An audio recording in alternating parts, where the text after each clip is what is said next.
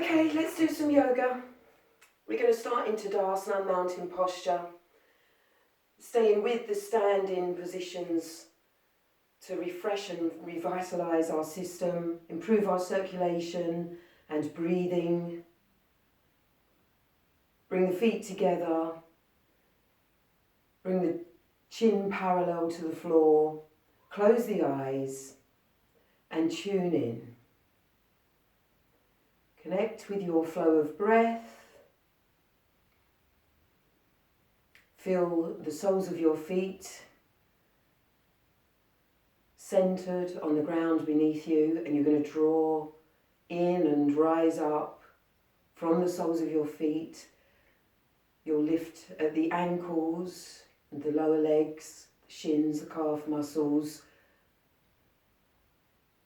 Moving on up, raising the knees, lifting the backs of the knees, elevating through the quadriceps, the hamstrings. Connect with the buttocks, lift the buttocks, and then draw the buttock cheeks together. And you'll feel that as you do that, there'll be a natural tilt of your pelvis so that your pelvic girdle is resting centrally and aligned. And then you'll rise up through the torso, lifting internally, pubis to navel, navel to breastbone, lifting the skin externally, on the front of the body, the back of the body, the sides of the body, everything rising up. You can take another breath in, and as you exhale, you take your shoulders back, shoulder blades towards each other, open out across the front of chest. Let your arms hang naturally by the sides of your body, your hands and fingers loosely dropping down towards the floor. Unclench your teeth. Relax the skin on your face. Observe the breath. Be aware that as you practice, you will be concentrating and focus, and this can sometimes lead towards you clenching your teeth or even stopping the breath flow. You want to avoid those two things. So keep observing and keep checking that your teeth are unclenched and that your breath is flowing. Let's take an inhalation, bring the hands to the heart. And then we're going to commence with Virabhadrasana. Trikonasana, triangle posture.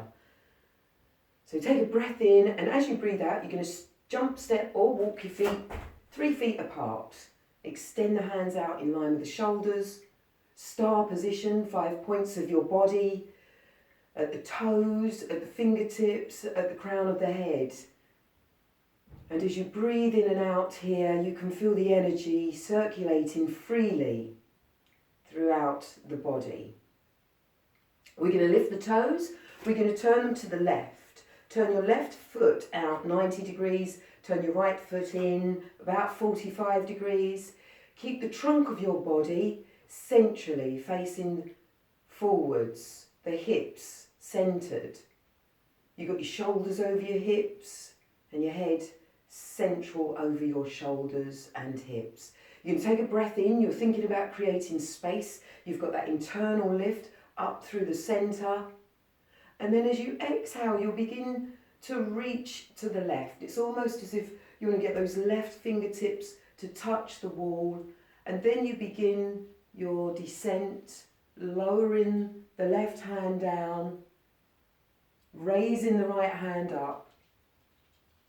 And the left hand, you can either rest it onto the thigh, the shin, or down at the ankle or foot, without detrimenting the position. Avoid rolling the body forward or dropping the right shoulder forward. You want to really keep that open chest, imagining perhaps that you're pinned between 2 panes of glass. And a good way of checking if you're doing this position correctly is to do it against a wall and to keep your shoulders connected with the wall at all times. So if you can, turn the head and neck on the cervical spine and look up to the raised thumb. Keep pulling the belly button in to support the lower spine, and then we'll breathe in and rise up. Central position, turn the feet to 12 o'clock, and then we'll flow to the other side, turning the right foot out 90 degrees, the left foot in 45 degrees. Look down, check the positioning of your feet. The heel of your right foot should be in line with the left instep. And we've still got a nice straight torso, lifting up, pulling up, creating space. And then as you let go of the breath, reach to the right and take your time.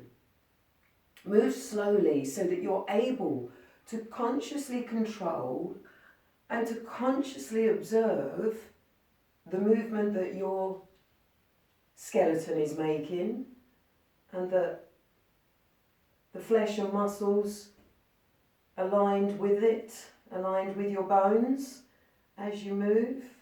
So remember not to take that right hand down too far if it's making you collapse forward, roll forward. If your left shoulder has dropped out of a line with your right, you need to maybe bring the hand up the leg a little bit, open out across the front of the chest, nice deep breath in through the nose, and as you exhale, turn the head and neck on the cervical spine, look up to the raised thumb, fingers nice and together, have a direct line right up to the ceiling.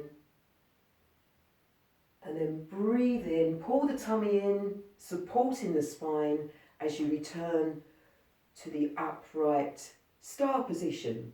Now, if you can keep your hands raised, then do so, because that will help build upper body strength. But if you need to lower the hands and have a breather here, then go ahead. So from here we're going to move into Warrior 2, Virabhadrasana 2. Okay, you might want to slightly heel toe your feet out a little bit wider. We're going to pick the toes up, turn them to the left. Again, looking down to check the positioning of the feet. The left heel in line with the right instep. The trunk of your body remains like a column, nice and straight. We're going to be bending the left knee soon. Avoid taking the trunk of the body to the left. Okay, the origin of this position is in the joints of the ankle and the knee and the hips. They're the main things that are going to be moving. So take a breath in, pull up internally. Exhale, bend the left knee. So the trunk of your body has remained straight. Your arms are still out in line with the shoulders, the hands in line with the shoulders. You want to check as well that the left knee is over the left ankle. If it's going over the toe, you're actually putting undue stress on the knee. You just need to have that knee over the heel of the foot so it's protected. If you feel you can go lower, then you possibly need to extend your legs a little wider. Let's turn and look out past the leading hand. Trunk of the body still nice and straight, so be aware if you've leant to the left. If so, pull it back. Your shoulders stay directly above the hips. Teeth unclenched. You stretch down through that outer right leg into the outer right foot, and then breathe in, straighten that leading leg, turn the toes to 12 o'clock, take a breather before flowing to the other side. We're going to turn the right foot out 90 degrees, turn the left foot in 45 degrees, keep the torso facing the wall in front of you, hips level, shoulders over the hips. Nice deep breath in as we're pulling up, creating that space to the crown of the head and beyond, and then exhale and bend the leading knee. Again, just checking that that right knee is directly over the heel of the right foot. That way you're protecting the knee joint. If you feel you can go lower, just widen those legs a little. Stretch through the arms. Feel that organic energy travelling across the chest, along the arms, pulling flesh and muscle back to connect with the bone. And then turn and look out past the leading hand.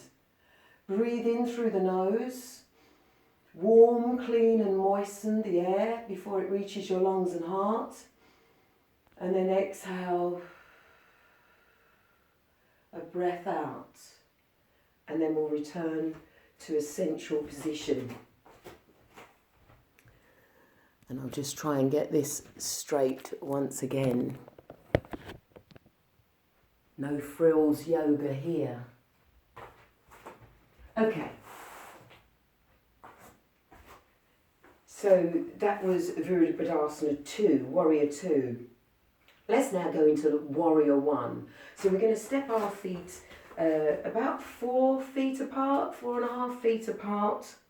Okay, if you've got longer legs, you might want to do them wider. If you feel that you've got quite a stretch already, you take your feet to a position that's comfortable for you. We're going to breathe in, raise the hands to shoulder level, exhale, relax. We're then going to breathe in and we're going to rotate the arms from the shoulder girdle, the ball and socket joint up here. So avoid just turning at the wrist or the forearm. You're taking the whole of the arm, and you can take the flesh and move it round. It's going in a clockwise fashion. And your left arm anti-clockwise. And then you'll exhale and stretch the fingertips down towards the floor, and then you'll breathe in, raising the arms, keeping the shoulders nice and relaxed, the shoulders away from the ears. So be aware if you're doing this, just drop them down, let them go. Instead, pull up from pubis to navel, lift all of this lower part of the body, okay, around the pelvic girdle and the hips. We're going to pick both feet up and we're going to turn them to the left, and this time we bring the trunk of the body round. So we're bringing the right hand side of the body forward, we're taking the left hand side of the body back so that we become nice and central, so that our shoulders are over our hips and our shoulders and hips are facing the wall in line with the left toes. Okay, so to see that front on, you want to have the hips front on. Okay, so if you're a bit like this, then you might like to step the feet wider, and that will help the hips become level forwards. Okay. And then from this position, we breathe in, we're creating space and we're lifting. Remember, if you create the space, you can then move into it. And then on an exhalation, you're going to bend your leading knee. So it's the left knee in this case, but you're still lifting up through the trunk of the body. Be aware if you've pulled your shoulders up to your ears, drop them down and instead stretch from hip to armpit, armpit to elbow, elbow to wrist, wrist to fingertips. Stretch down through the back leg, feel your connection with the outer edge of the right foot. Breathe. Be aware of the lungs inflating as you inhale and the lungs deflating as you exhale. Unclench your teeth and then we'll breathe in.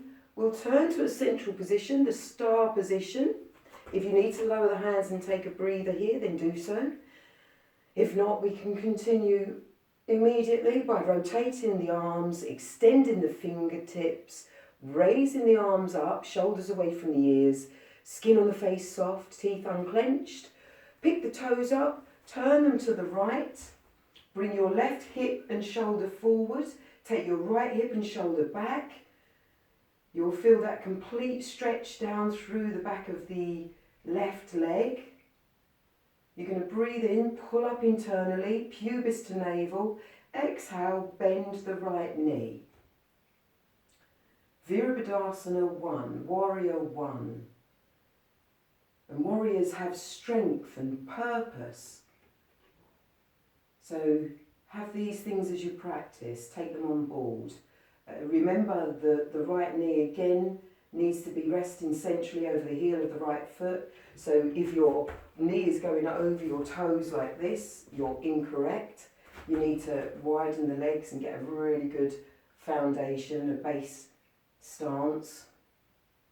Rise up through the body, up through the arms to the fingertips. You can maybe even raise the chin up, the eyes up, and look up, and reach up, And then we'll return to a central position, keeping the tummy nice and strong, protecting and supporting the lower spine. You bring the hands down, take a nice deep breath in and out.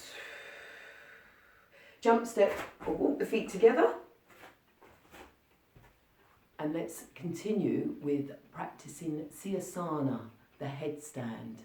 If you've been watching throughout the 14 days, we've been going over it. So that's good if you've kept up your practice. If you're just coming in to watch this video today, then have a go, but take due care. The headstand takes time to master. So let's begin with the simulated headstand. So you'll just bring yourself down onto your knees. And remember, if it's too painful to have your buttocks on the heels of your feet, you've got your cushion. You can place it there, and that just gives it a little bit more support. Okay, so do remember that a cushion is a good yogic working tool. Bring your hands beside your body, your arms beside your body, and you let your hands rest onto the floor. Take a nice deep inhalation. You're already thinking about creating space, especially around the hips and the lower trunk. You've created that space, and then you exhale, hinge forward and bring your head down towards the mat. Slowly the buttocks will rise away from the heels of the feet. Now you want to retain the weight of your body and disperse it down through the thighs, the knees, the shins and the feet. Avoid crashing all your weight into the crown of the head. You want to be able to have this energetic feeling rising up rather than down. Unclench your teeth. Breathe. And then pulling the tummy in gently, you'll lower the heels of the feet, you'll lower the buttocks to the heels of the feet. Keep your chin on your chest. Restack the bones of your spinal cord. Get your shoulders over your hips, and then raise the chin to become parallel with the thighs. So it's a simulated headstand, and as you take your head into an invert position whereby it's lower than the heart, you're actually allowing a new supply of oxygen-rich blood to travel into the head, and it really helps with the hair, the skin, everything, all the cells and atoms. Oxygen is life-giving, it's nourishing. So let's go to the next stage of the headstand, Sirsasana. Get your hands nice and wide, because your total body weight is going to be balancing on your head and your hands. Make the surface area larger. So if you put your hands down, it's like this, they're too small. You're giving less space for your body weight to be dispersed through. So make them nice and wide.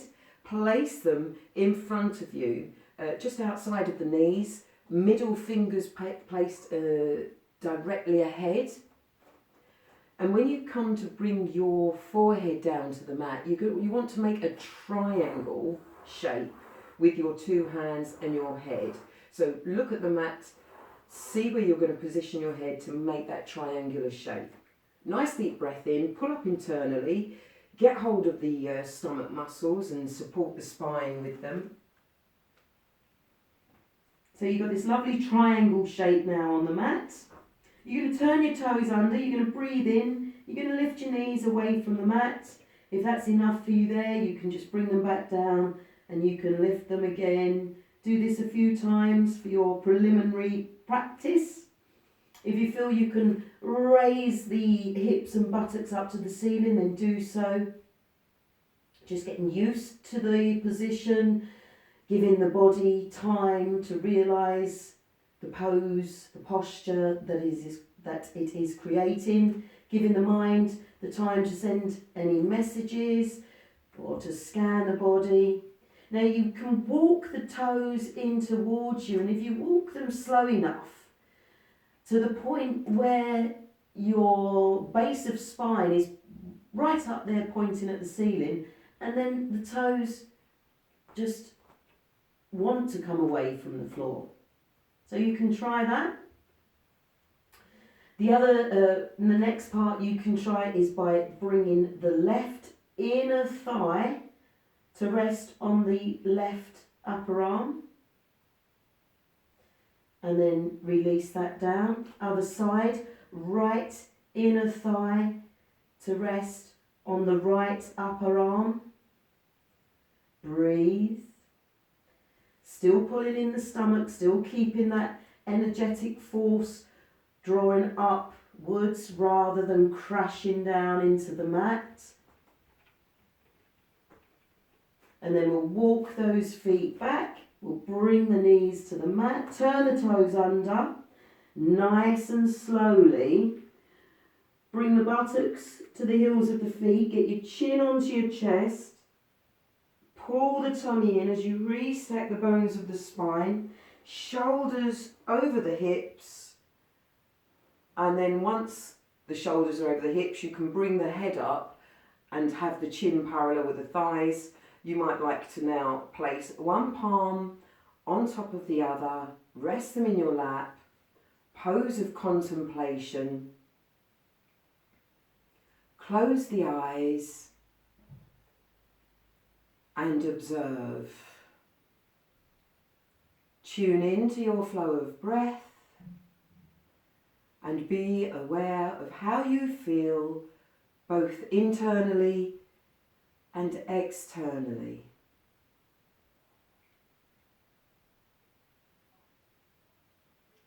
Good. Then release the hands, lift the buttocks, take the toes out to the left or right side, and then allow the legs to stretch forward, bringing yourself onto your buttocks. Draw the toes gently towards the body, not too much. You're going to place the hands outside of the hips, just behind you. You're going to breathe in, dome the chest up towards the ceiling, drop the head and neck back, chin up, eyes up, look up. A breath in and out. And then return to a central position. Bring the legs in to cross-legged. Resting the hands onto the knees. Unclench the teeth. And breathe in and breathe out.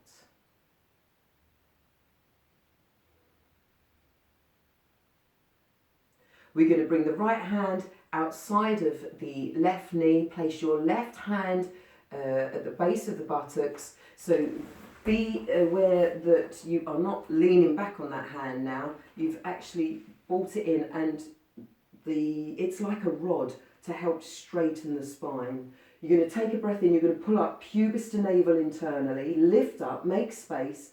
And then you're going to exhale and begin turning the spine from the bottom, through the middle, to the top.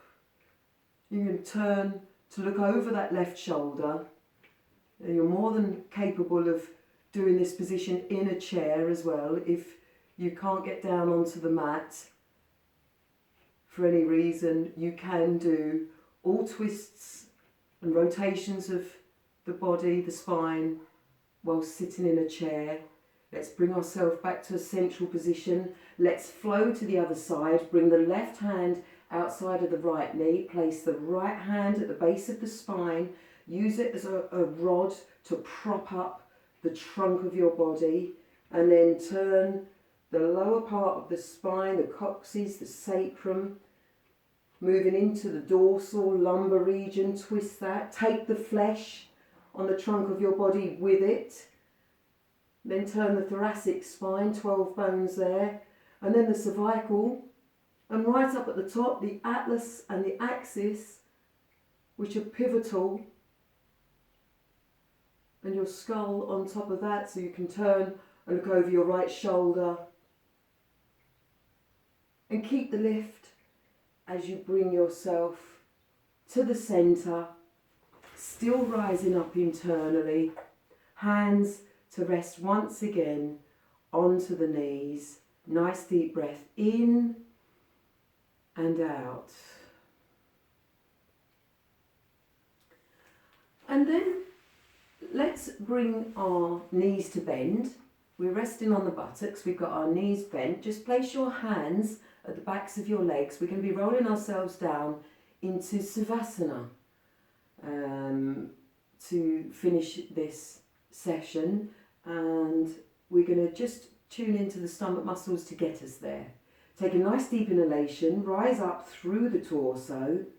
Exhale. Now you can round the shoulders forward, you can tilt your pelvis, drop your chin to your chest. You can walk the hands along the hamstrings, keep tilting the pelvis, connecting each bone of the spine, each vertebra of the spine until full connection. And then you can stretch the legs to straighten, allow the heels to be hip width apart, let your toes drop away from each other, allow your arms to roll away from the sides of the body, get the knuckles into the mat,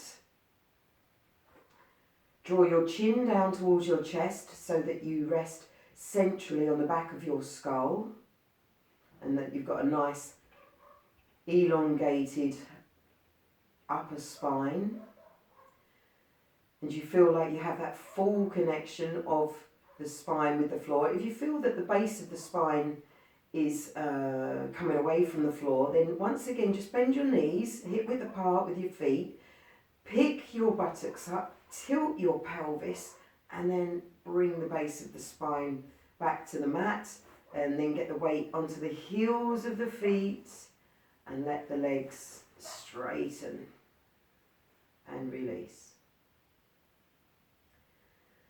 Savasana, pose of serenity.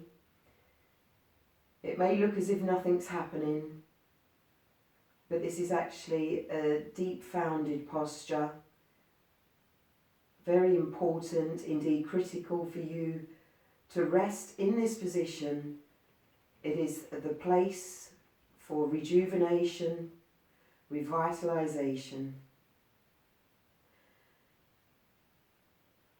and it allows the body and mind to have the nourishment of your practice to seep in.